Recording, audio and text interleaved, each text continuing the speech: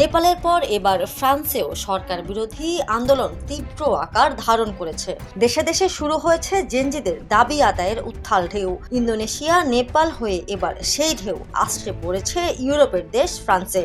দেশটির রাজধানী প্যারিস সহ বিভিন্ন স্থানে বিক্ষোভ করছে হাজার হাজার তরুণ।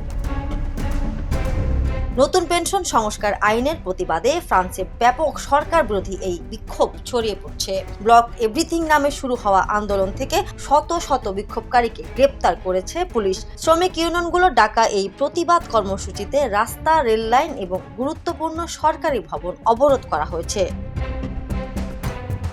ফরাসি প্রেসিডেন্ট ইমানুয়েল ম্যাক্রোর সরকার সম্প্রতি পেনশন সংস্কার আইন পাশ করেছে, যেখানে অবসরের বয়স ৬২ থেকে বাড়িয়ে ৬৪ করা হয়েছে। এই সিদ্ধান্ত সারা দেশে শ্রমিক, ছাত্র এবং বিরোধী দলগুলোর মধ্যে তীব্র ক্ষোভের সৃষ্টি করে। প্রতিবাদকারীরা মনে করছেন এই আইন শ্রমজীবীদের অধিকার খর্ব করবে এবং কর্মজীবনের চাপ বাড়িয়ে দেবে।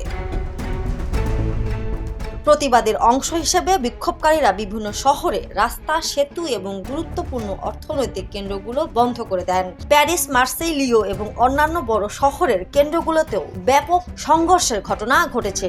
বিক্ষোভকারীরা টায়ার জ্বালিয়ে, আবর্জনা স্তূপ করে এবং পুলিশের সঙ্গে সরাসরি সংঘর্ষে জড়িয়ে পড়ে। কিছু স্থানে দোকানপাট ও সরকারি ভবনেও ভাঙচুরের ঘটনা ঘটে। আন্তর্জাতিক ডেস্ক, দ্য নিউজ। দেশে দেশে সবার সাথে দ্য নিউজ।